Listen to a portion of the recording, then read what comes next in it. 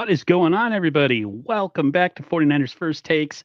I am here with my special guest, probably should call him my co-host by now, Sterling Bennett of 49ers Access.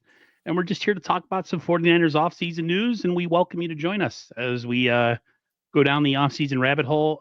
Some interesting comments came out the other day about certain players and how they look, and we're going to get into that sort of stuff because drama makes for good television. Why not do it on YouTube, right? So, yeah, how you doing, man? I'm doing good. Yesterday, me and the wife spent our first year anniversary post-marriage together. Awesome. It was possibly one of the worst anniversaries you could have. Dinner wasn't great. The movie we watched wasn't great. But other than that, we are living life, having a great time, and ready to talk some San Francisco 49ers with you. Awesome. I'm sorry that you had to deal with that. What was the movie? We went and saw Friendship with Paul Rudd and Tim Robinson. I liked it. But that's my kind of humor. My wife was like, "I'm bored. I don't like it." And I was like, this is my vibe. This is awkward and it's making me uncomfortable, but I'm here for it. Did you guys stay for the whole thing? We did. Yes, we did. I am not someone that walks out of a movie halfway through. I have walked out of one movie in my entire life. That was A Haunted House 2, but there's a lot more context behind that. But if we're spending $30-$40 for tickets and some popcorn, whether it sucks or it's fantastic, we are sitting through the whole thing and finding some silver lining somewhere. I don't really go to the movies much anymore, but I am a big DC guy. And I'm a Superman fan. I've been since I was a kid. So you are elated of what's coming out this summer. I am so happy for July. A lot of haters out there, a lot of people talking ass about it, but we'll see, man. I mean, it couldn't be any worse than what the other DC universe put out over the last couple of years. So they hit pretty much rock bottom. So the only place I can go is up. But we're here to talk about the Niners. So let's get into it. Well, last year they hit rock bottom, and the only place to go is up for them too. So they kind of correlate in some way. Exactly. The Niners were at the bottom. They could have a worse season. They could only win 5 games or 4 games, but they could be a 0-win team. They could do that too. So, I can't believe we're going to talk about this, but you knew it had to be done. Do it. The famous quote that everybody was talking about on social media probably about 24 hours ago or so was the quote unquote CMC, by the clips I've seen, looks like he's lost a step. Yeah. Blah, blah, blah. Something along the lines. I know you and Dre Area Sports talked about it, but I wanted to hear firsthand just how ridiculous. First of all, it being OTAs, not voluntary OTAs at that, for someone to take anything out of it when they're really going half speed, like nobody's going full speed in OTAs.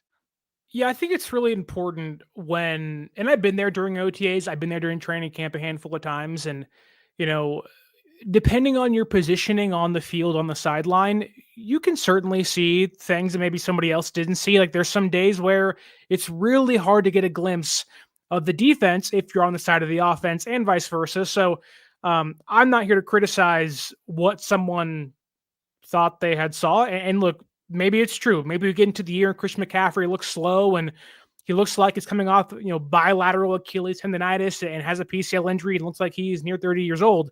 And that can come to fruition. But to have that takeaway so early in the very first day of media available OTAs, to me, is just asinine. Now, again, that can be true, but having been there and knowing how Christian McCaffrey operates, he is someone that never wants to come off the football field. He's someone that, like Kyle Shanahan said in his post-practice press conference, he had to save CMC from himself sometimes. And that's been the case his entire time in San Francisco, his entire time in Carolina.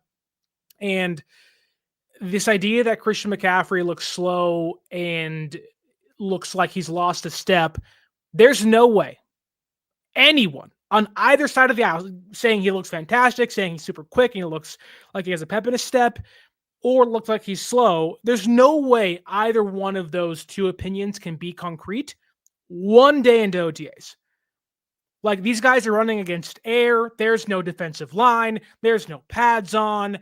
And knowing Christian McCaffrey has worked his butt off the entire offseason, he had surgery, got himself healthy. You think San Francisco's not going to tell him, hey, Christian, take it easy. at least on day one. Take it easy before the pads come on. That way we have you week one. Because we didn't see Christian McCaffrey until what we 7 or 8 last year because he got hurt before week one. And seeing how much, I guess you can say, vigor, how much San Francisco is pushing this year to still be an all-in type season. Obviously, Bryce Huff got traded for a couple days ago. They re-signed Fred and Purdy and Kittle, all that stuff.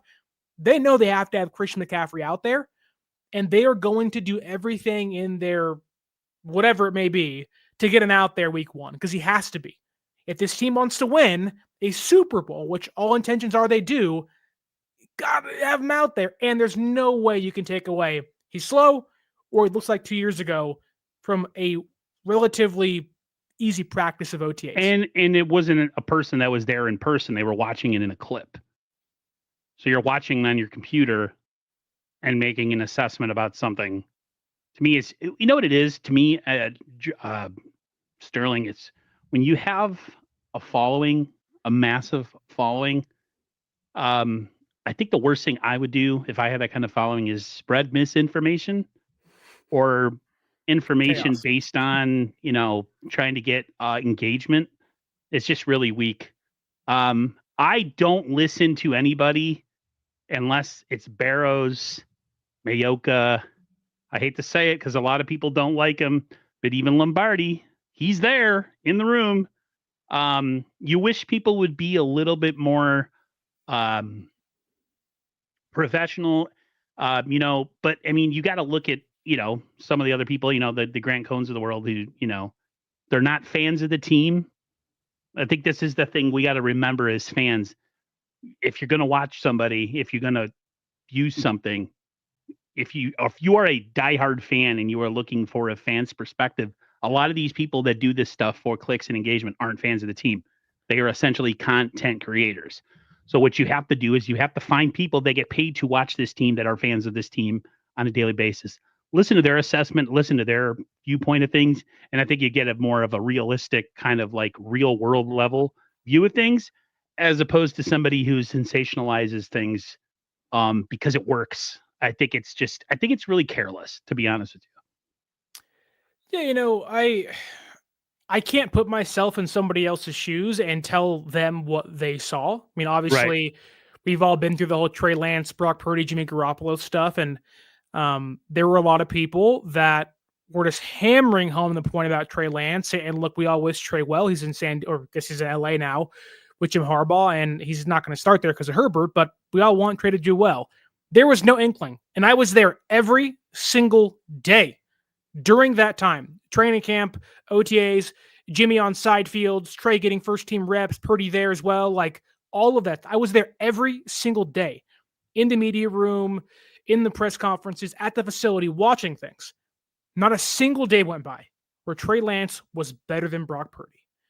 And I get it. We all want to have our favorites. I really wanted Trey to be great, and it was hard to fathom somebody like Brock Purdy actually making the roster over a guy that had guaranteed money in Nate Sudfeld. But obviously Kyle saw what he liked or liked what he saw, and it's turned into a now $265 million quarterback for good reason.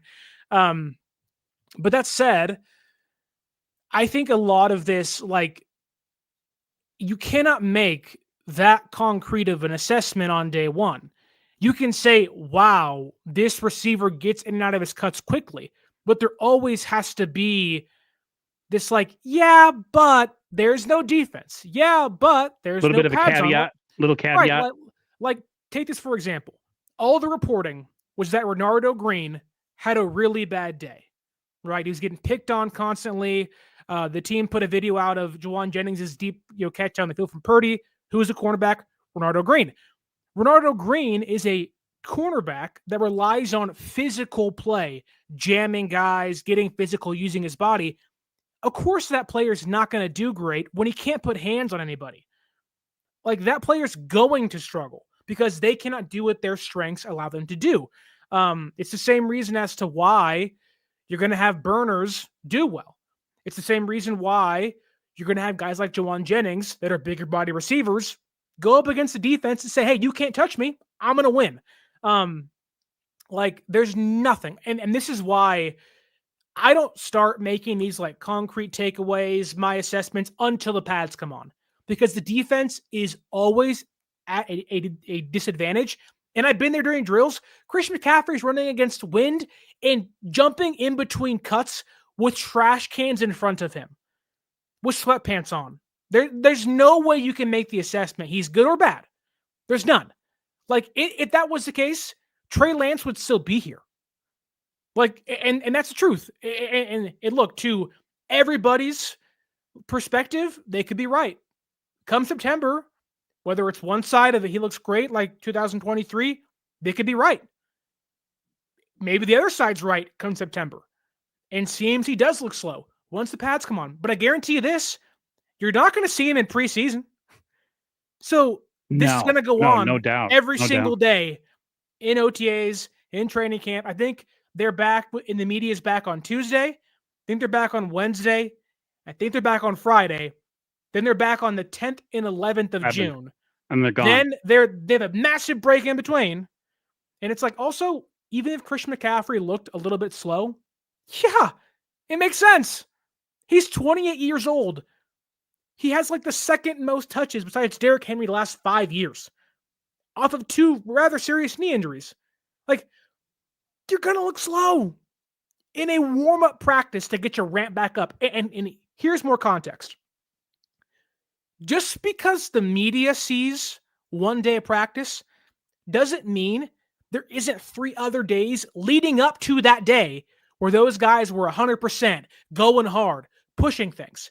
Like sometimes you get to training camp and veterans have days off. Why? They worked their ass off the last 5 days and they need that day off. But you only see it as a day off because the media is there now when they weren't there the previous week and a half. Like, context matters so much in this. And having been there, you learn that and know that. But unfortunately, you have some people, whether right or wrong, that aren't there and haven't been there and don't have the ability to be there for a variety of reasons. And then they say these things, and it's like, well, now you have the entire fan base up in arms of like, oh my God. When in reality, it's like, just shut up. It's the first day of OTAs. Like, who cares? I just feel like, I feel like I think because of the Trey Lance situation and the way that ended, I think it left a lot of people who were really rooting for him with a sour taste in their mouth towards this organization. And their coverage of this team isn't a coverage of a team like, oh, I love the 49ers so much. Look how great they were the other day. They look so great. They look great on Sunday, blah, blah, blah. It always comes from kind of a hot take perspective. And I feel like, I don't know. When it comes to what I like to see on social media, I just want straightforward information, good or bad, indifferent. I don't want anybody's mental or opinions based on their emotional feelings towards the team. I don't want to see that. I don't want to hear it. That's why I tend if there's anytime there's a narrative involved with coverage in the Niners, I don't want to see it because it just skews everything. I want to have a generic perspective on things like, how did they look? Did they look bad? Was there a lot of incompletions? Did he make a lot of completions? Did he throw a bunch of picks? Did he not throw a bunch of picks? Just give me the numbers, man. Straightforward. Yeah, that's I would say this. I don't think you need to be a fan of the team. In fact, Matt Barrows is a Washington Commanders fan. That's true. You've told me that. I should know that. And Barrows is one of the best in the game. Yeah. And I also think it's okay to have an opinion on things, but it's just about how you go about it. Like, how you word things and how you say things, whether it's on YouTube or an article, matter, right? And so when you're saying things like Christian McCaffrey looks slow, Christian McCaffrey looks like he's kind of over the hill and looks like he's not himself, you have to have the context of this could have been a day where they told him, go 75%. Even Brock Purdy, who I think Nick Wagner said he was screaming at Jauan Jennings after he didn't finish route.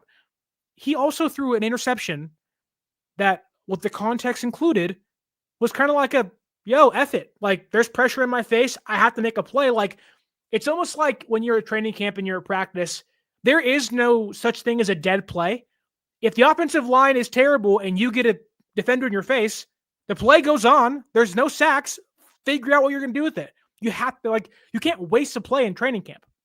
And so I just think a lot of that needs to be added into the conversation as to, did Christian McCaffrey look slow? Maybe, but there's so many nuances that we don't know about. Even if you are there every single day, there are so many things we're not privy to. There's so many things that, like Laurie Matthews says, if you're going to make mistakes, practice is likely where you want to make those. They're trying new things. They're installing new plays. I saw Braden Willis get screamed at almost every single practice his first season because he wasn't ready. Okay, and that then showed up in the actual play. He didn't play much. And when he was asked to, he wasn't very good. It's like when you go there on training camp, everyone's taking notes. Lombardi, Mayoko, Barros, everyone is taking notes. Whether it's on your phone, usually on your little notepad because you can't have phones out. But like, all they're writing down is 13 to receiver number blank. Where was the throw? Where did it miss? They're not saying, well, that ball came out wobbly and it almost got intercepted by 4 people and blah, blah, blah, blah. It's like, I just think that when you're not there, you're reliant on other people for the information. And when those other people insert not their opinion, because that's okay. When they insert this, how do I want to word this? This almost like sensationalized version of the truth or a lie, it just divides the entire fan base, and it makes it really hard to trust anybody out there, true reporting or not. Dre Area Sports says Kawakami and Kruger said he did. What did I say? Kawakami and Kruger said he did not look slow. Yeah. He said he looked very, very good. What he said? He said 187 made a good point. Oh, go ahead. No, to Dre's point, what does very, very good look like against wind? Against nobody.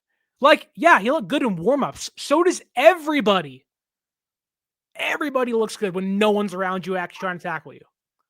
I always got to say, this is always a saying that I always say when, you see something from someone and they've had a history of saying really crazy, outlandish things. I always tell people, consider the source. Yeah. And then you're less surprised. When you, like, if somebody gave me a blind take without a name on social media, I could pretty much tell where they're coming from based on reputation. Yeah. And anytime it's, I want to, like he says, I just want updates about our teams. Our reporters getting too emotional reporting on the team. Keep your emotion out of it. Just report the news. But it comes when you consider the source where things come from. Hot takes. I call them hot takes. Misery merchants, engagement farming. Dude, people do it. And I went through like 5 or 6 channels the other day because we were just talking at the beginning of the stream. The new Superman movie's coming out. I'm a big DC guy. All these people were running with the story that had no truth to it. It was a rumor by like a Reddit post or something that turned into a factual report that all these channels were reporting on, but there was no factual. And then the Hollywood Reporter came out with the actual story. Yeah. And if you go to the channels that report this stuff, the thumbnails are always the same. The titles are always the same. Yeah. So, like I said, consider the source. When I heard that report, and then I figured out who it was on social media, I'm like, not surprised. Yeah, and look, I'm not going to call anybody out because that's not my job. Like, my job is to go to training camp and be there, and that's the plan. Pretty cool job, not gonna lie. And like, I was not privy to be there on day 1 of OTAs. My wife and I are again celebrating our anniversary, so I couldn't be there. That said, I can tell, and be honest with you, like when I first got to training camp and OTAs my first year there, I had no idea what I was doing. None. Like you're quiet, you stick to yourself, and it takes a little bit to kind of understand. Like, yeah, you have an idea, but like, talk to people, ask them what they're looking for. Like I remember talking to Larry Kruger, and we used to be coworkers, about like, hey, like, what do you look for? Like I have a good idea. Like I have kind of the baseline. Like I have like 75% of it kind of down, but like, what do you look for? Like, what's your perspective? And I think it's important to be honest. Like there are things, even in my own self, I have to get better at as a hopeful reporter and journalist in the field. And so I think going there, there is a divide to me. There is journalists and there's content creators. And neither one of those things are bad. That's fine. I myself am a journalist and a content creator on both ends. More of a content creator than a journalist now. But I think it's important to like, you can't lie to people. You can't sensationalize things. Yes, you can have satire. Yes, you can kind of make jokes and whatnot and everything. And like sometimes players just aren't good that day and say they didn't look good today. But I think it's important to understand why they didn't look good. Like there was a practice where we learned that this guy wasn't having a great day, ended up being hurt, and that's why. And it's like, oh, we didn't know that. And let's also be honest here. You cannot be on every part of 49ers practice field because there's two of them side to side, player groupings corner to corner. So you cannot be there and watch the entire practice from one spot. You have to walk around. You get 5 minutes of Christian McCaffrey. You get 5 minutes of Brock Purdy. You get 5 minutes of Nick Bosa. You get 5 minutes of the defensive backs. You don't get to sit in one spot the entire 45-minute practice and say, yep, and go about talking about the defense and the offense. And like, you don't get to have that. So maybe in that one rep or those 10 reps, CMC was taking things slow. And then once you leave to go watch somebody else play in practice, he turns things up.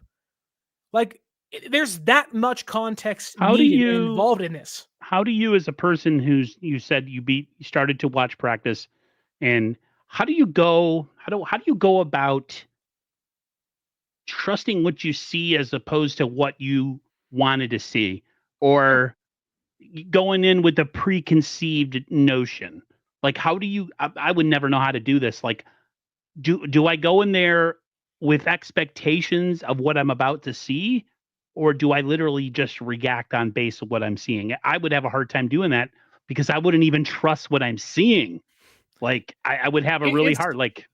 So this is actually a great question because I remember being there when it was Lance, Jimmy G, Sudfeld, and Purdy. And I walked in with the preconceived notion that, yeah, Brock Purdy's probably not making the team. And I'm sure 99% of the fans thought that. And I walked in there and was like, yeah, I'm not going to watch Purdy too much. Granted, he wasn't given many reps because he's a four-string quarterback. Those guys don't get many reps. That's why it shocked everybody when they traded away Trey Lance and kept Brandon Allen. We all said, huh? Really? That's the guy? That didn't make any sense. And to my own fault, that was a big learning lesson for myself. I walked in with the preconceived notion that, yeah, the odds Brock Purdy's not going to make the team. I'm not going to watch him very much. And if I do, it's not going to be as intently as, say, Trey Lance, Jimmy Garoppolo, at the time, Nate Sudfeld, or the rest of the roster. Obviously, I look pretty dumb now because he's the franchise quarterback. And those things happen. So, and look, I'm still not great at it. You walk into training camp and go, wow, that guy's a UDFA. That guy's a first-round pick. There should be expectations being set for each player, right? And so, you just kind of have to let the players figure out who they are, right? Like, you can walk into your day one on the job and be absolutely terrible at it, but in 5 years and 4 years, you are the manager now. I always want to give every single player the benefit of the doubt, give them time, be patient. That's one thing people aren't nowadays is patient. It's a virtue for a reason. It's okay if certain players aren't great the day you went to practice. They could be great the next 5 days and you weren't there to see it. But I think it's important to talk to people. Like, again, me and Kruger don't talk much when we're there, but again, it's kind of picking their mind. What'd you see? And also, like, what I saw on a play could not be what somebody else saw 20 yards down the field further than me. They could have, they could be behind the defense. I could be behind the offense. Okay, well, I'm seeing an entirely different perspective of the exact same play. And so you see their notes on Twitter, what they write, and you go, oh, okay, well, here's mine, and they kind of contrast each other. Where's middle ground? Right. Report both of them. That would be so difficult for me because, like, it's hard. There was people that were reporting who went to training camp. They were fans. They had a YouTube channel. They don't do YouTube anymore. They did not like Purdy. Okay. Sure. So all their reporting was every day, or at least most of the days, they had Trey Lance outdoing Purdy all the time. Yeah. Like constantly. And I'm like, how did we get to Brock starting and Lance being traded based on the reports of some people? And it was like you said, you have to go in and just like without a preconceived notion. The only way I could get to that conclusion is somebody had a preference and a preconceived notion going into when they wanted to report. Because you can't go from every day he's winning reps to traded. And Brock doesn't quite, I mean, he looked good, but man, Trey Lance's arm it's just something else, man. Some of the plays that he makes, if he could just get over, if he could just get past, the easy stuff and doing the easy stuff on a regular basis, the checkdowns, the crossers, the gimme plays in the NFL. So I don't know. That was a really weird thing for me. Yeah. It's difficult because even the fans in the stands compared to the journalists on the sideline, one's elevated, one can see more of the entire field. The journalists try to get the entire field, again, are only seeing one sideline of things and saying the play from kind of like a cone point of view, whereas you're elevated in the stands, you're high up, you can see more things and whatnot. And, I'm not going to say someone's wrong or someone's right or the other thing, but usually the people that do a bad job weed themselves out. Sometimes they don't, though, and sometimes it's important as fans, as people, as journalists or whatnot. Like people want different things, right? Some people do want that sensationalized news. Some people do want, what's the juicy scoop? Like my wife loves reality TV. She loves the drama. She loves the BS. She's watching the Mormon Wives right now, and I'm like, it's 11:30 at night. And I'm gonna go to bed. So I'm gonna smother my face with a pillow to not listen to it, right? And she likes Love Island. And sometimes you tune in and you're like, oh my God, I see how you like it, but also I hate this. And so I don't know, like 100%. Like it's just, I'm not here to critique what somebody else does. I'm not here to critique somebody else's content or the way they do about their work. I cannot like it. I can push back on it, but having been there, I respect everybody in that room. They're all good people, at least in person. I can't talk about them on social media or whatnot, but I think for myself, and I can only speak for myself, it's really frustrating to watch people fall for the traps. Like, it's like when I don't want to use like a war reference, but like, we're walking into a minefield. Maybe you throw some rocks down first. Maybe you throw, some sticks and see, hey, it's safe to step here.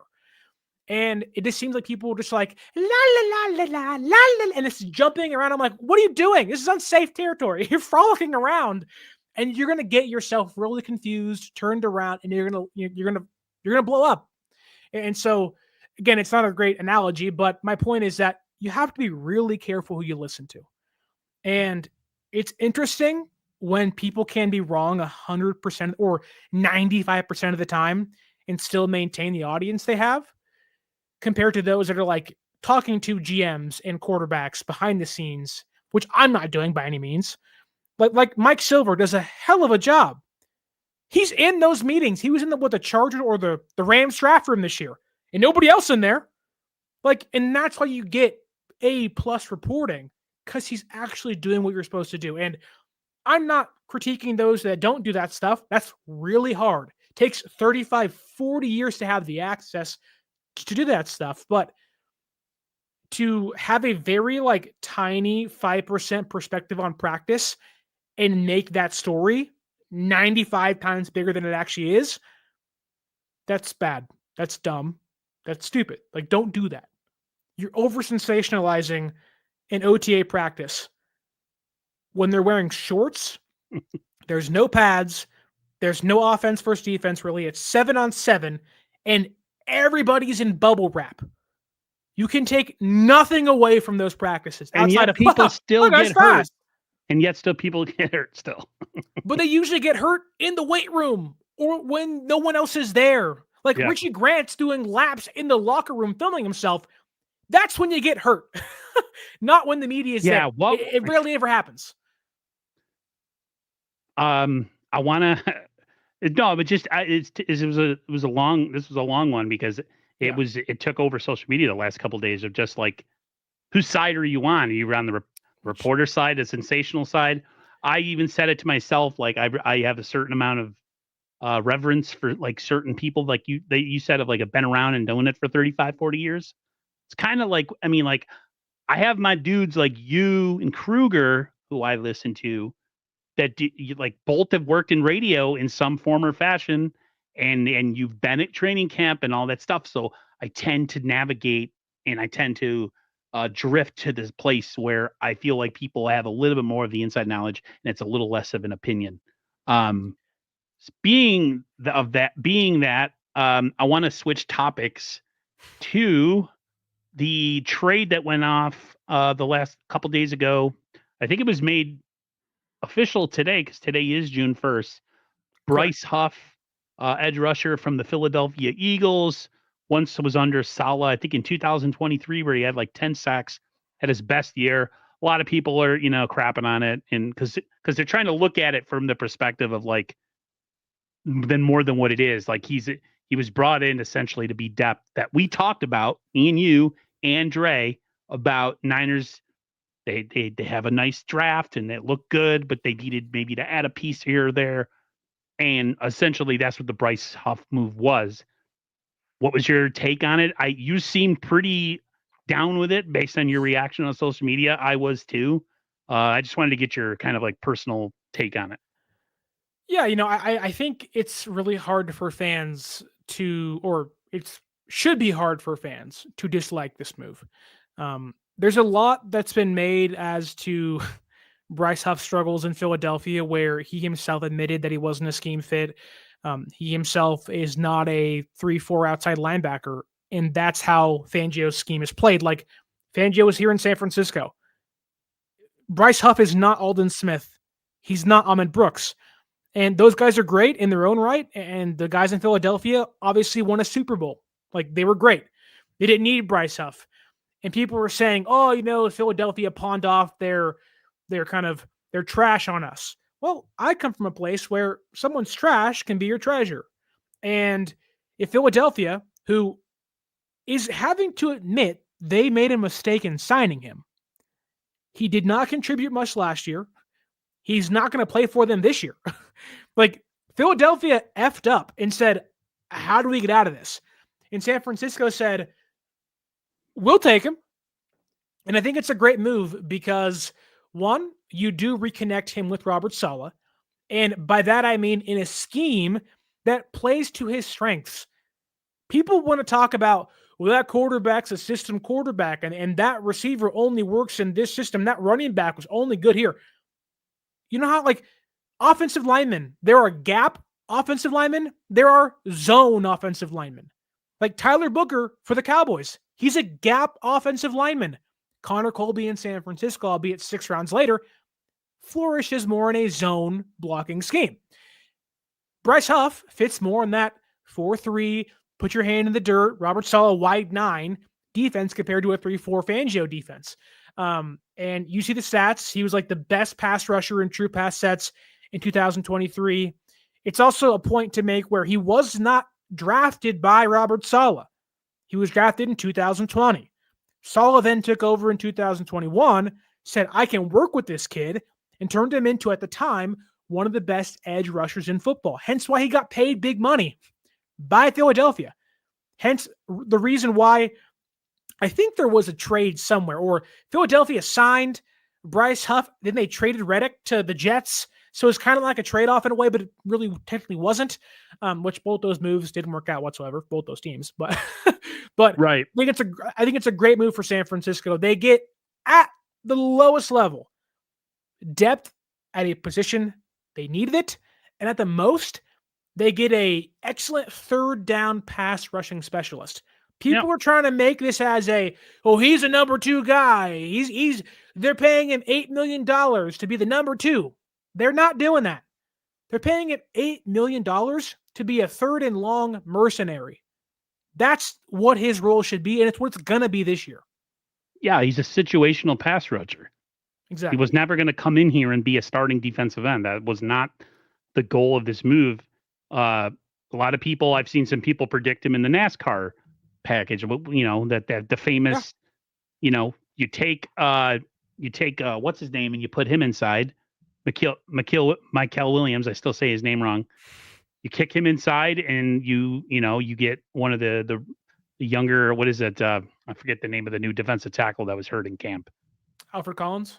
Yeah, you got Alfred Collins on the inside, and then you have Nick Bosa. I mean, like, that's what a lot of people, kind of imagine him being, and that's pretty much what it is. I don't make more out of it than what the actual move really was.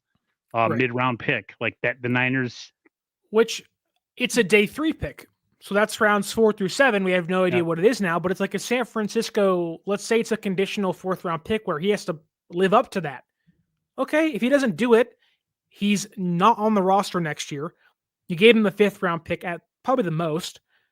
It's like a 5th round pick for a shot in the dark, a guy that was really good under Saleh a couple years ago. Like, why would you not make that? And they're paying half of the contract for this year. Exactly. Plus, the Niners post June 1st just got rid of 2 contracts that essentially equal up to the amount that they're going to pay him. So really, the Niners haven't really, if you think about it, like, no money was really lost in this transaction. So it's a win-win for everybody. It is a low risk, really high reward if it works out. And if it doesn't work out, then you didn't give up anything. It's like $8 million. And he's 6 years younger than Leonard Floyd too. So if he's productive, you're also getting a guy that's really young still. Exactly. Like you said, it's a low risk, high reward type of thing. That's what you want. And on top of that, it just makes San Francisco deeper. Like, I think I was telling Dre this, like, we left the draft saying, okay, like, you cut Leonard Floyd, didn't sign Joey Bosa, you're not going to sign Jadeveon Clowney, you only drafted 1 edge rusher. What's the move? And we learned that San Francisco had been working on this deal since free agency. And they waited it out, and got their guy. Now, again, has to work out, but, like, this was the plan. Like, Bryce Huff was who they wanted. And it's so funny that we have watched this defense and special teams bring in, like, all these ex-Saleh guys, right?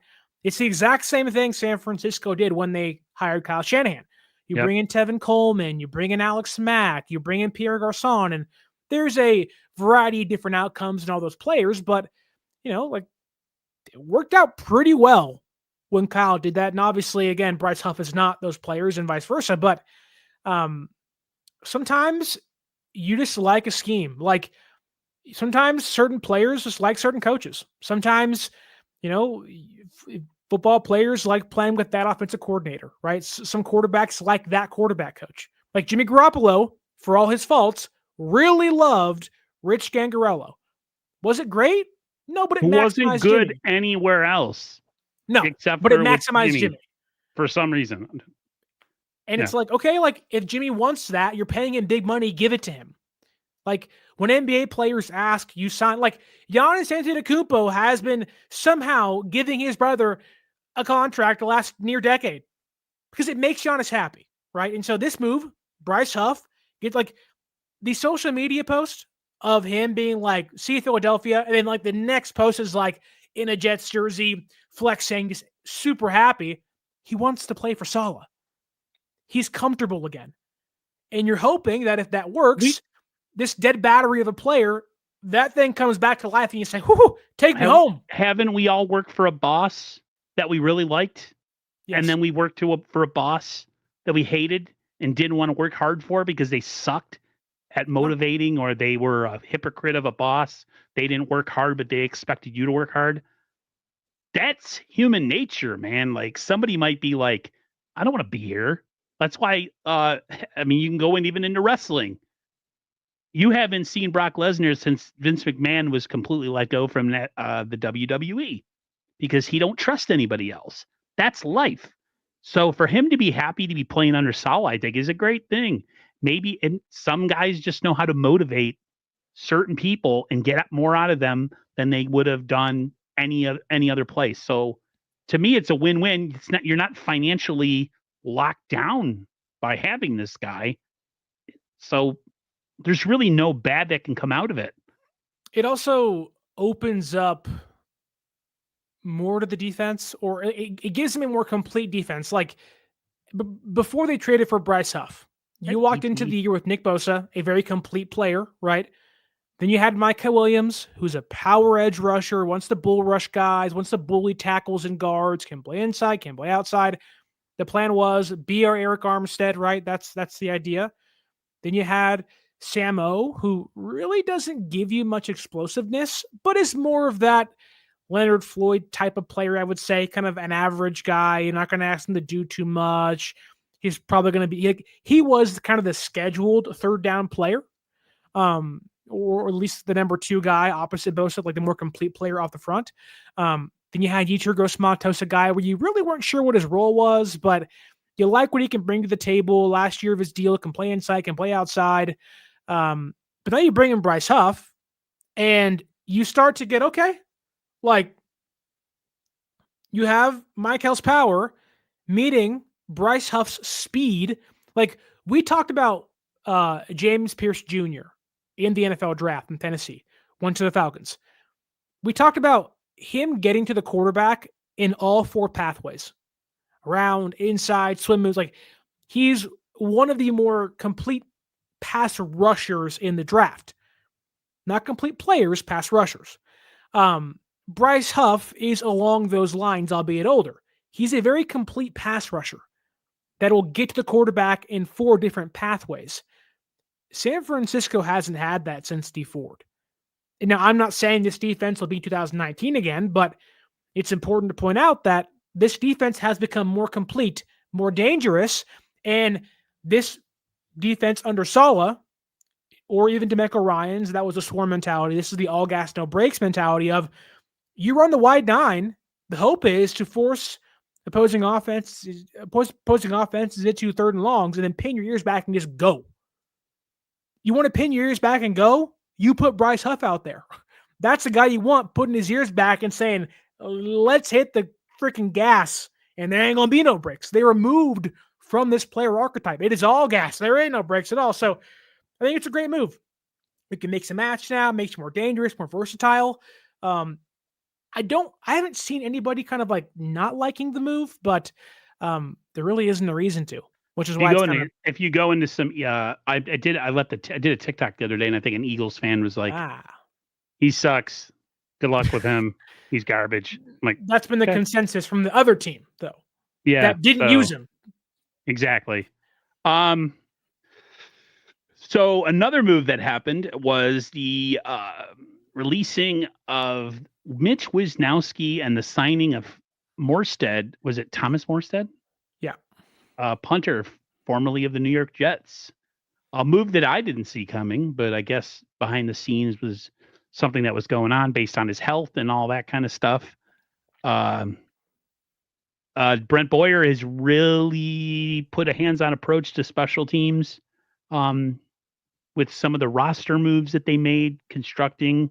They also, along with him, they brought in a linebacker, Chaz Surratt. A lot of people say he's a special teams linebacker. So, I mean, his handprint's been all over the special teams.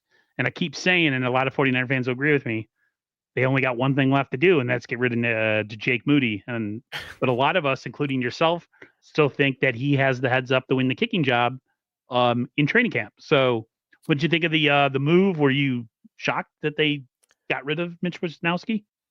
Yeah, I mean, yes. This move seemed pretty clear that it was a lot of just based off injury. Of like, we're not sure if he can stay healthy. We like him as a player. Him and Thomas Morstead are very similar as punters, or at least they have been over their careers. So I think that while the move was shocking, I'm not like, oh man, like what a crazy move. Let's say, okay, like you don't want to have an injured punter. Like, one, it's a waste of money. But two, I want to ask you this. Does it kind of feel like San Francisco is asking, mainly Kyle and John, that are like, hey, we messed up with how we constructed the roster. Hey, Brant Boyer, hey, Robert Saleh, can you fix it for us? Kind of what it feels like a little bit. Hey guys, like, we tried to do this and we failed miserably. Yeah. Can you make us look better? It's like when you do a school project and you're like, hey mom, hey dad, can you like fix this for me? I tried, but it didn't work out very well. Kind of what it feels like. There was a coworker that used to do that when we'd have huge orders and deliveries in the bakery. And like we had to make trays, with fruit and bagels and stuff. And mine always sucked. They looked horrible. Well, this chick had like the magic touch. So I usually would just give the look and she would come over and doctor it up and make it look pretty. And then of course I got all the, credit for it, but it was like, you're one of those guys. You're the group project guy. I was always the group project guy, but I just thought it was interesting. Like he just won, like I did not expect it, but it kind of makes sense because he's kind of just formed this special teams. He like a lot of people liked his attitude from his first press conference. I don't know if it was you that said it. You don't think that he's a big fan of Moody? I don't know if it was you that said. I forgot who said it. And that like Moody has a bigger chance to not be on this team than a lot of people are thinking. That this kicking competition is a real thing this offseason. I don't know who exactly said it, but that would be great. But yeah, I was definitely surprised that they made a punter move. But at the same time, I'm one of those people that if something hasn't worked in the past, I'm not one of those people that stays faithful to people. Oh, we drafted him. He's been one of us, blah, blah, blah. I'm not one of those people. I'm not sentimental. If you can't get the job done, goodbye. See ya. I don't, this sentimentality, you stay attached to people that suck. I'm glad that it feels like John and Kyle, for the first time in a long time this year, have kind of went against their like personality type, which is like, buy Debo, buy this person, buy that person. Yeah, we love you a lot and you were a great player for us, but you weren't producing, so you have to go. Like I'm liking that because they haven't always been like that. I think it's really important to point out that despite maybe Kyle's disdain when it comes to answering special teams questions, like he just never is a part of it. He doesn't care about it. He never has. And being an OC and being a receivers coach in his previous years, like you don't really need to. And now he's a head coach and play caller. Like he's kind of like, I have so much on my table, I don't want to deal with anything else. And to have like, not to say Brant Boyer is a future defensive coordinator, but he comes from the same cloth as Robert Saleh and other guys too. Whereas like Brian Schneider was this kind of relaxed, not kind of proactive guy. He's on the field, he's doing reps, but like you kind of got the sense that maybe Kyle had to maybe peek his eyes over every couple plays and was like, what's going on over there? And that wasn't the case initially, but I think Richard Hightower, who was here before Brian Schneider, like that Bears team has a pretty good special teams unit. And I think when you go through two failed coordinators, you have to bring in someone like Brant Boyer. Like I don't want to call it the auditor, but San Francisco has essentially audited their roster this year. Where's the lack of, we're not allocating money here. Where are we overspending?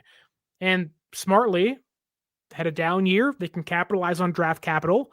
And they realized, look, like if we want to get this thing right, we have to be honest with ourselves.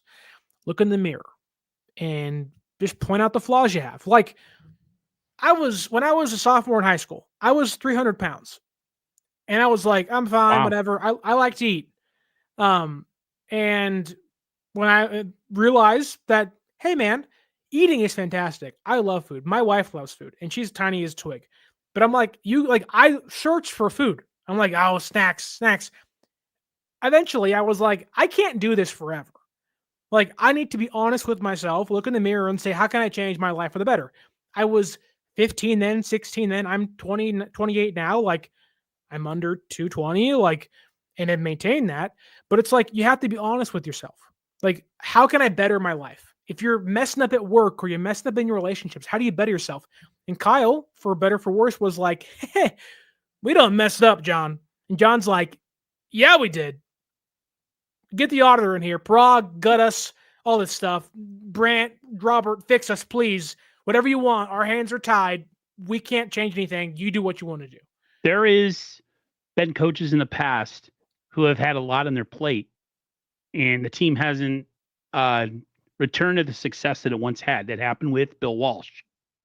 They stripped Bill Walsh of a lot of power going into his final coaching season after the 87 playoffs, where they had the number one seed and home field advantage and they lost to Minnesota. And that was a strike shortened season. Jerry Rice had 22 touchdowns in like 12 games or something. It was like they were supposed to win the Super Bowl. Why is it go?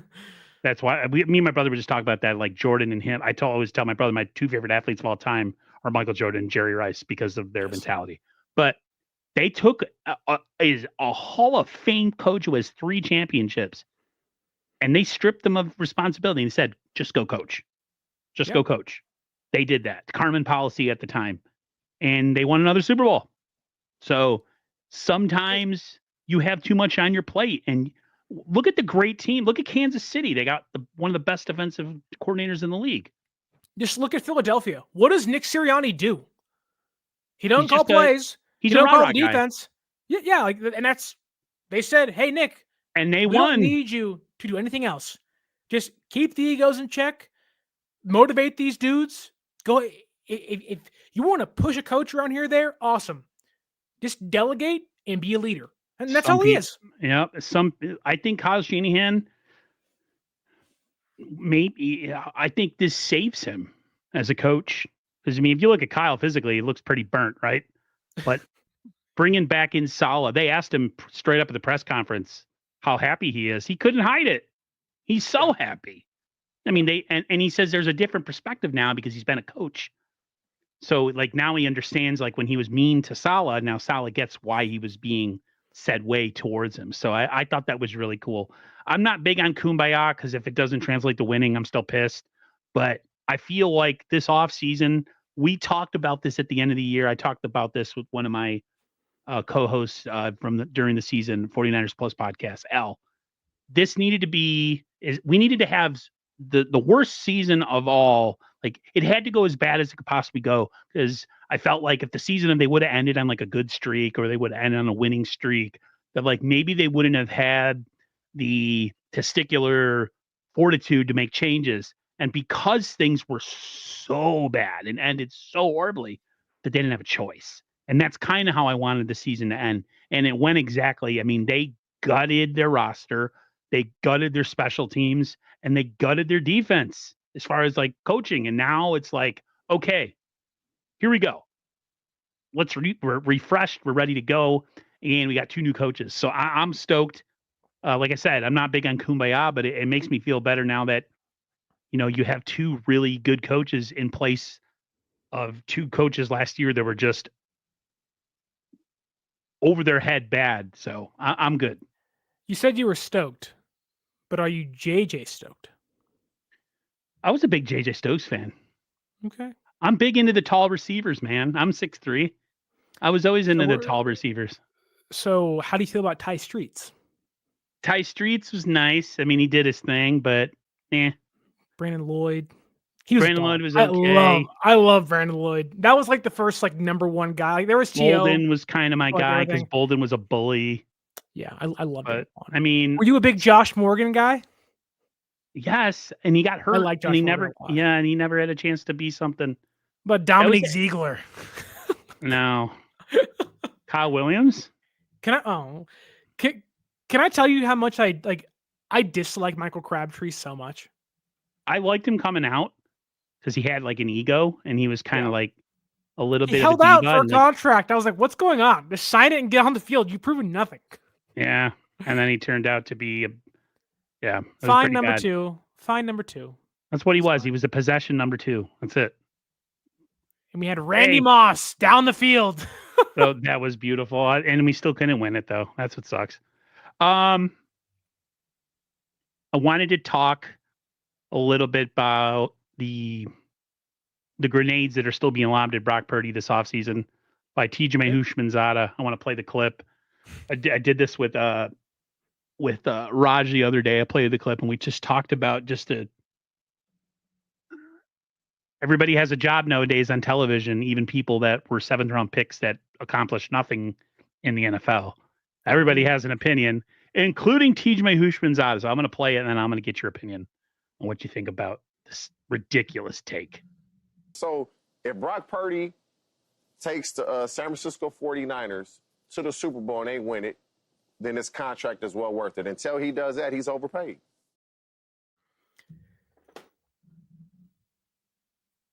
Wow. I mean, look, I did the math on this because when it happened and I heard that, it wasn't live, it was on social media. I was kind of like, okay, like sometimes you can just like look at the numbers and you're like, wow, that was an idiotic thing to say. Like you look dumb on every single level. Like I know Brock has detractors and that's fine. You can not like Brock. You can think there are 10 quarterbacks, 15 quarterbacks better than him. That's fine. I think it's important to point out that while Calachipto is right, if you do 265 divided by 6, which is his contract, it is not $53 million a year. And look, Brock's only getting like 3 guaranteed years. Like San Francisco has an out. Like they can quickly, not like, oh, we're locked in, quickly say, oh, 3-year experiment didn't work. But it's funny too, because Houshmandzadeh was also Ayuk's receiver coach, and he'll tell you that Ayuk is worth $35 million a year. And Ayuk, when healthy, is a damn good wide receiver. Damn good wide receiver. But he's not worth $35 million a year, not worth $32 million a year. Technically, he really wasn't worth 30, but because San Francisco played coy, he got the better of them, which led us to this offseason's purge. That said, of the 11 quarterbacks currently getting paid $50+ million a year, only one of them has won a Super Bowl. That was Jalen Hurts this year. One of the top 11 getting paid $50+ million. So if the other 10 quarterbacks in that grouping, is Joe Burrow overpaid? Jordan Love, Trevor Lawrence, Jared Goff. Like, you can make arguments for all those guys, yes and no. Like, but one of 11, I have no idea what percentage that is. It's not very good. It's really hard to win a Super Bowl, first off. But when one of 11 have done it, getting paid over $50 million, not really backing up your argument here, TJ. That said, I did even more math. Of the 16 quarterbacks getting paid $40+ million, which is where TJ said he wanted to pay Brock, only 3 of them have won a Super Bowl. And that already includes Jalen Hurts, Patrick Mahomes, and Matthew Stafford. To me, it's a stupid argument. Like you said, there's a ton of quarterbacks in the NFL that if you go by that logic, should be being paid the league minimum. Shouldn't be on rosters at that One point. of them resides in Dallas, Yeah. who gets some of the biggest passes every year for them not winning. For some reason, Dak Prescott doesn't get nearly the amount of hate that Brock Purdy's had since he's been in the league. And now you want to go with the pay argument? No. So, to me, it's the running. It's the running price for having a National Football League quarterback who you think is Right. competent to run your team. How many this whole thing of only there's elite level quarterbacks and they're the only ones should get paid. No, you know how hard it is to draft the generational quarterback. You know how many coaches have lost jobs because they haven't been able to land that said legend quarterback. Most of the teams that land those quarterbacks are suck ass teams like the Bills. Panthers. All these teams, you have to suck really bad. And then you might get a quarterback in the draft in the top 5 who could be generational. Does Trevor Lawrence deserve to be paid? He's done nothing in the National Football League. He looks the part. He's 6'6". He might. Maybe one day. But he has a new offensive coordinator, head coach. He may, but at this point in time, it's the optics. It's the physical optics.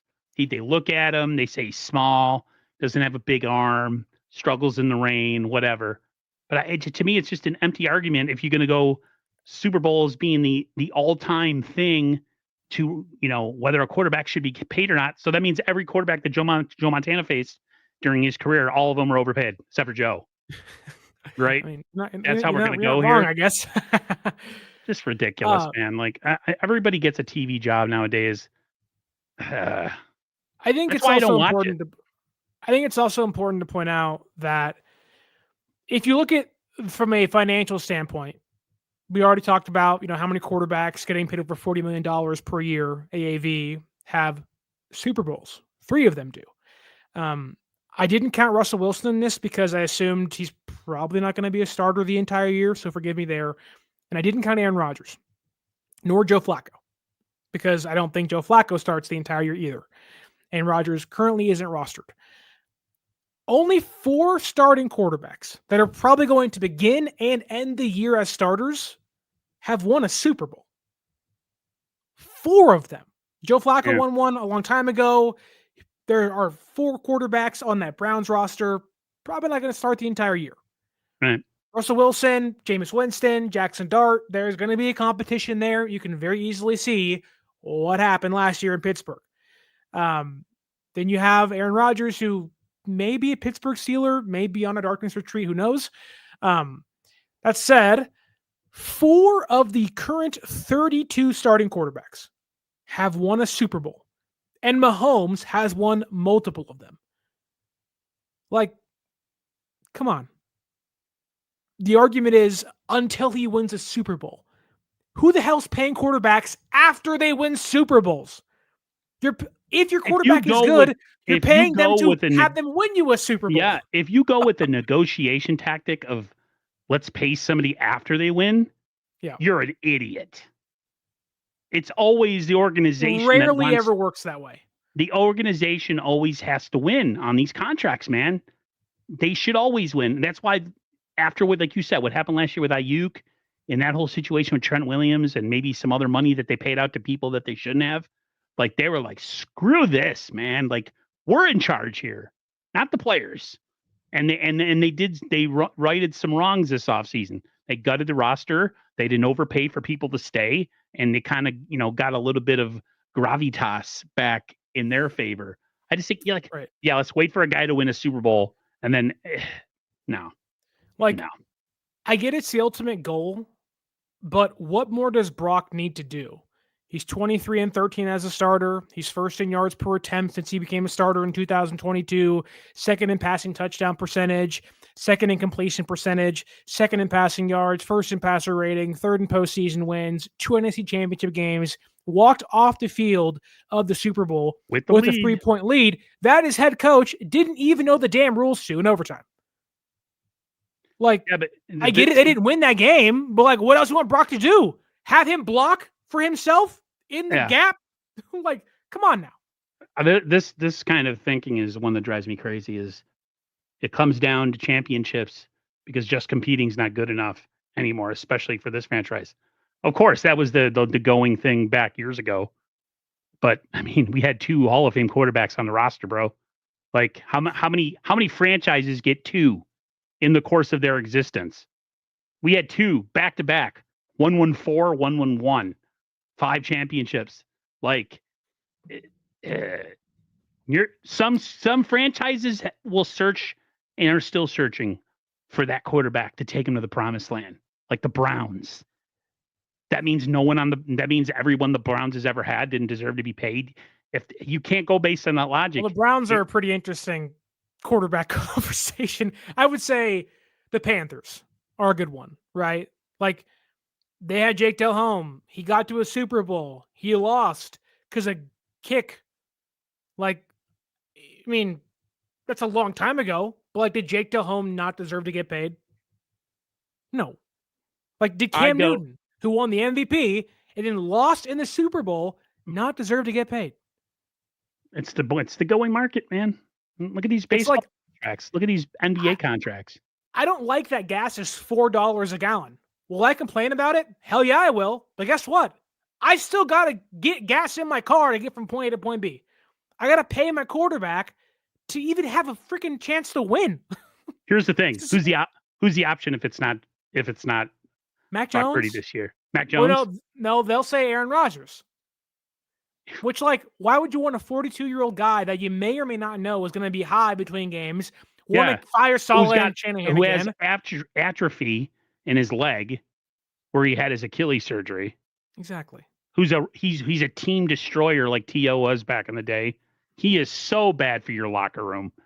You're going to bring him in here? I don't think so. Mac Jones, you're going to play Curtis Warp off the torn ACL? Or was I mad that they didn't bring Brady in when I heard that they could have a couple years ago? Of course. Oh, hell yeah, it was. But even then, there's context. Brady came off a pretty down year in 2019. Jimmy going to a Super Bowl, just lost it. Yeah, there's limitations there, but they were like, you know what?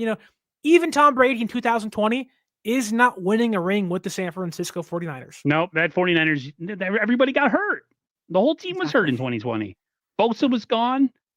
Freaking, I can't even remember how many players. Didn't Garoppolo get hurt that year? Garoppolo got hurt week 2 against the Jets. Bosa tore his ACL that day. Solomon Thomas tore his ACL that day. Raheem Mostert also got hurt that day, I believe. Yeah. He wouldn't have got a championship for this team. No thanks. No. If you're going, listen, man. Context. Listen, I'm 30. I'm 45 years old. They were 15 the last time they won a Super Bowl. I am very aware of the pain and the anguish it is to be a 49ers fan for 30 years, but like you got to pay people, man. That's just the way it goes. That's the name of the game. And like people complaining that Brock's getting paid too much, cap escalation, guaranteed money isn't the actual per year value, which is why it's a nauseating conversation to have. TV deals are redone in 2029. It's only a 6-year deal, technically a 5-year deal, really, but like Brock's only going to be 30 years old at the end of it. Like you really are maximizing the best window for Brock to actually be good. And you're not paying that much for him. Yeah, and what is it, 2027? They can really go in on free agency and really bolster this roster. And going back to the Bryce Huff conversation, all of the talk of, well, once they pay Brock, it's over. You can't pay anybody. Paid Warner, paid Kittle, and just acquired Bryce Huff. Like, I get it. Like, those are deals that may sound like they're fringe roster moves like Bryce Huff. Like, oh, he's a number 3 guy. He's a specialist. Those moves change outcomes of games. Like, you pay Brock, and then you trade for Bryce Huff to maximize the window as well. They're going for it. With Brock Purdy getting paid. Like, it's almost a nonsense conversation to have. Laura, you said it best. And like nobody here wants them just be in the mix but not win. But exactly. I'd rather them be in the mix to win it every single year because it gives them a chance. Yeah. Would I give up being competitive for 2 years to win a Super Bowl, 3 years? Of course. Yeah. Like, this is a great comparison. Would you rather be bad for 2 years? Okay. Get your roster in order, have high draft picks, not guarantee you'll win a Super Bowl, but you'll have one of the best chances to get to the Super Bowl. Or would you rather be the Pittsburgh Steelers, who every year never have a losing record, but are always in the playoffs. And if they just got that one final piece, could maybe actually win the entire thing. Or you can be the San Francisco 49ers, who are in the window now, paid their quarterback, and are still going for it. Yeah, look at this. Next year, the $90 million cap hit will be gone. I think most of it's gone next year, right? I have no idea. We'll have to get a cap person on here when he says. Real quick, I'll just nail these last two things. I won't even play the videos. Play the videos. All right. Well, this one was Shanahan. This was Shanahan talking about the message that he gave to the team about, after the last season and how he wanted to see people. He wanted to see like a kind of a total. What is the word I'm looking for? Total participation. Attendance? Yeah, in the off-season programs and all that kind of stuff. So here's Kyle talking about kind of the message that he laid on the players. Intangible kind of vibe. I think the way I addressed it the most was our last meeting in January. I just told the guys, I talked about how the season ended the year before and how when I felt them all come back, I felt guys weren't ready to come back. And I understood that. But I told them how I won't really understand it this year. Not that that was right or wrong, but I kind of comprehended we're off 5 weeks earlier. We all know how disappointed we are. And a lot of us have played a lot of football here. But we're going to have a team that doesn't know what we've done in the past or how you guys have earned a lot of stuff. We need to show them. And the first meeting that when we get back, I expect our whole team to be here and to be important to guys. And I thought the coolest thing was everyone being there on the first day. We had every guy show up, and I didn't have to call anyone and beg them, which said a lot. Like, they all knew what I said at the last day, and I wanted to see if they really meant something to them, not to where I had to call them and remind them, and I didn't, and they all showed up, and they've all been working, and to me that's something I really appreciated, and I got the right guys. So apparently everybody really couldn't hear it. Yeah, essentially what he was talking about is they talked about, how long their seasons have been the last couple of years and having played a lot of games. And, last year they came off of the Super Bowl loss, and I think they were only away, 5 weeks from the facility? They came back 5 weeks early, I think. Yeah. Like so they really didn't have an off season to decompress. Guys were not ready to come back. And we all went to school. At least I hope we did. Imagine you're in school for 9 months. You value that 3 months off, right? Oh, thank God. Away from teachers, away from schoolwork. My brain needs a break. Cut that in half. Imagine you had a month of break, a month and 1 week of break. You're going to be driving yourself into the ground as a 12-year-old in sixth grade.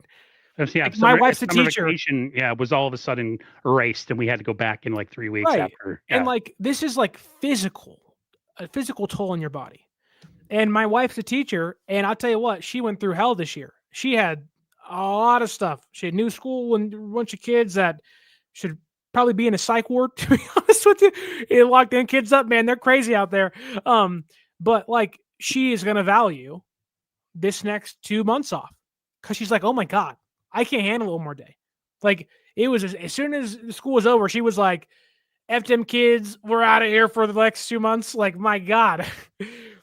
But then she comes back. She's refreshed. Her brain's healthy. Her mentals are healthy. She's okay. I can give these kids all I can. Same thing in football, right? You give your team a season, 8 months, everything you got. And then you get 3 weeks off, 3 months off, you recuperate, you rest up, sit with the family, have dinner, be with your kids, your body's healed, you come back, ready to go again. And then essentially what he was saying is everybody's motivated and feeling good and ready to go. One of the things he said, Kyle, in the press conference, the larger press conference is just, Kyle saying that, is CMC being as healthy as he's been, and but he looks slow, so watch out. But he looks slow, yeah. So, man, I'm there was a part of me that was a little upset last year about how accepting they were that they were going home early. and the players are really burnt out because look at Kansas City, they've been going at it for years, and you never hear them bitch and complain about it. Well, no one So complains when they're winning. no one complains when they're winning. Like So if you win, you're like, let's do it again right now. Sterling, first takes, red zone. What's up, man? Thanks a lot. Appreciate it. Yeah, Scott like Hansen? there was that. I was a little bit pissed off, and now the more I think about it, like I can understand. The older you get, the harder it takes for your body to recoup physically, mentally, spiritually, whatever you want to put on the end of it. So It's like when you get older and you're like, man, my bedtime has gone from 11, maybe 2 a.m. to like 9 to 8 p.m. And you're like, this is great. I love this. I My never body could needs this so understand much. adults going to bed at 8 p.m. and now it's like, I get it. Like, is it time to go to bed yet? yeah, I'm like looking forward to sleeping. And I'm like, when I was younger, I was like, let's go crazy. Right. Let's party. Let's whatever. Play Halo Out- all night and eat, like potato chips out in the and soda. town, just wreaking havoc at the 3 a.m. And now it's like, hey babe, it's 7:30. You tired yet? I'm tired. Mhm. Like, please. I'm like begging to go to sleep. Right. And yes, Lori, at 28, I feel a lot older than I actually am. Yeah, I'm way older than him, so I have more wear on the tires, man. My back aches. I've had 4 surgeries in 5 years. 2 on my shoulder, 2 on my knee. You are the San Francisco 49er of losing in the Super Bowl of That's surgeries. me. Exactly. I'm the Buffalo Bills of surgeries. I'm You are Aaron Shanahan. No, I'm like the Marv Levy of it, Okay. 0 for 4. I've never won any of the surgeries. They all had to happen. But Lori says I'm 55 and rarely in All bed right, Lori. before midnight. Rub it in, why don't you? Okay, you night owl. Jeez. How many cups of coffee do you drink a day? What's wrong? I wish I was you. Right. It's okay to go to bed early, man. It's good. Sleep is good for you. Some people say I'll sleep when I'm dead. It's like, whatever. Well, you'll be dead if you don't sleep, so pick one. Yeah, if you keep... Yeah, exactly. I have insomnia issues, so I have to take stuff to help me sleep. So when I can get sleep and it's natural, I love it. That's pretty much it. There was a little bit of a Fred Warner talking about kind of mentoring Nick Martin a little bit, but all I'll say to that is they really need Nick Martin to really show up this year. That would be huge for Fred Warner and that linebacking core if Nick Martin played up to his draft status of the 3rd round pick, even though some people thought he was a reach. Hopefully, the people keep saying he's a clone. He's a clone of Dre Greenlaw. Let's hope he's not a clone when it comes to getting hurt all the time. But any other stuff for the 49ers as far as news, or have we pretty much touched it all? I mean, look, I think it's really awesome that Fred and the team, the coaching staff, has really hyped up Nicholas Martin. I think a lot of people, including myself, were like, yeah, we like Nick, but round 3 is a little too rich for me. I think we can still have that opinion without seeing him actually play yet with pads on. But I think I remember when I was younger, and the linebacker position is one that just always infatuated me. Whether the Niners were terrible or they were great, this team has always had great linebackers. Whether it was Derek Smith, Jeff Ulbrich, guys that weren't, maybe not top tier guys, but really competent players you liked. But I'll tell you this, one linebacker that often isn't talked about, that really wasn't that great outside of 1 year, but really caught my eye, was Brandon Moore, because he wore the neck brace. And that dude was just laying wood on guys in preseason. I was like, who the heck is that guy? I want to be that guy. That guy's awesome. There's energy. It impacts the team. And the team wasn't great around him, but it's like my eyes in my 2005 self were geared and is glued to linebackers on defense. Now, obviously, Patrick Willis and all that stuff, and Navarro Bowman, and now Fred and Dre and all those guys. My eyes are going to be glued back to linebackers this year because, unlike previous years, you didn't have to. With Takeo Spikes, you have Willis, you have Bowman. You just know those guys are great. And now I'm Gary waiting Plummer, for the next guy to step up. You had Gary Plummer. Awesome. You had freaking Ken Norton. Yeah. Funny enough, Ken Norton's son is really bad at football, but also went to my college. Interesting. Terrible defensive. Charles Terrible. Haley was actually essentially, because the Niners played a 3-4. You know, they had Mike Walter, Bill Romanowski, Keena Turner, all those guys. Haley was an outside pass rusher. They called it the elephant position, where essentially he would be a linebacker, but he would play on the line of scrimmage it was like a 3-4, 4-3 kind of hybrid. And he was one of the best. What you're saying is Bryce Huff would not fit in that scheme. No, he wouldn't. I was thinking for a second, I'm like, what is he talking about? There is one more thing I wanted to bring up, and that's the injury to Ricky Pearsall. Kind of caught me off guard. Was a little bit like, really? Really? Yeah. The Jair Brown one, I kind of felt the same way, but are we like, we're counting on Ricky Pearsall to be something this year, and the fact that he's hurt already. Yeah, I mean, he got hurt last year. He hurt his hamstring last year. It was working back from that, and then he got shot. So, I don't know if the hamstring thing is like an off-season thing. I'm not sure if it's the workout he's doing that he shouldn't be doing or just overdoing things. And he's been working out the entire offseason with Brock and Kittle and all those guys.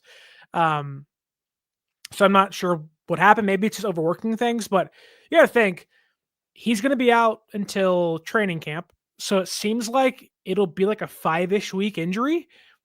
Put that into a regular season, actual season mindset. He's missing weeks 1 through 5, essentially. Now, obviously he's not, but that's a relatively serious hamstring injury. Obviously they're going to take things slow with him and, be very cautious. So that's all good. I'm not too worried about it. I think I'd be more worried if it was like a tear or if it was like, a really serious thing, like it's off the bone or whatnot. But I'm also okay with him like not being there now, albeit I do think it's really important for a young player like himself who has to be like in the offense and this team's number 1, number 2 receiver. Without Brandon Ayuk and DeMarcus Robinson misses time, you can't have Pearsall also missing time.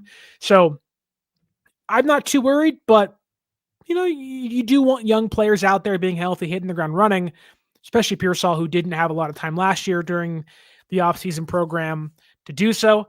But I think as long as he gets a full training camp under his belt, we're okay. Yeah, but that's the same thought I had too. But I'm also intrigued now because Jacob Cowing and Tariq Owens and Junior Burgeon and Isaiah Hodgins all get more reps. And that to me is really intriguing. Who's the guy that they drafted that they said looked pretty good in camp? I forget his name. Oh, Jordan Watkins. But also, like, didn't he tell the media that Kyle or whoever told him, like, hey, bud, you're not going to play much this year? And it's like, okay, well, like, cool. All right. I don't know. I mean, I'm sure he looks great, but again, context, it's wind. It's just no pads, guys running routes.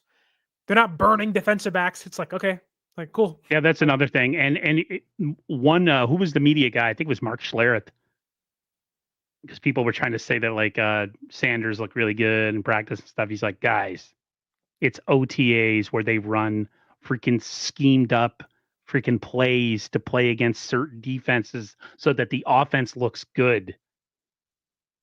Take that into consideration before that's why the whole to round this all back to the beginning, that's why the whole stupid comment about the speed of Christian McCaffrey in an OTA video that was probably played at like 3/4 speed is just dumb. It's OTAs.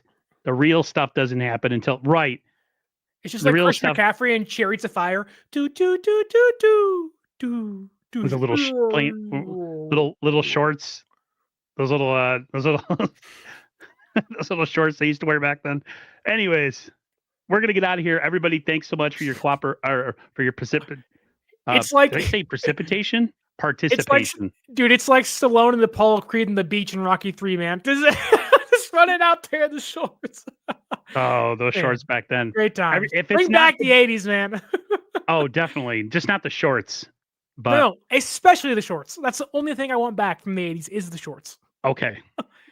We can agree to disagree. I like the music, the movies, not the shorts. But hey, speaking of movies, TV show, Stranger Things trailer came out, and I'm intrigued by that. I saw it. They didn't show much, which is good, because I don't want to have anything spoiled. But It's going to be a sad ending from what a lot of people say. So, BB, I'm going to cry. I cried at the end of season 3 when I thought Hopper died. So They need to kill everybody. But everybody Steve needs to Harrington. die. But Steve. But Steve in his chest hair. Yeah, definitely. All right, everyone. Everybody take care. Have a great rest of your evening, and we'll talk to you on the other side. Peace. I got to get an outro, folks.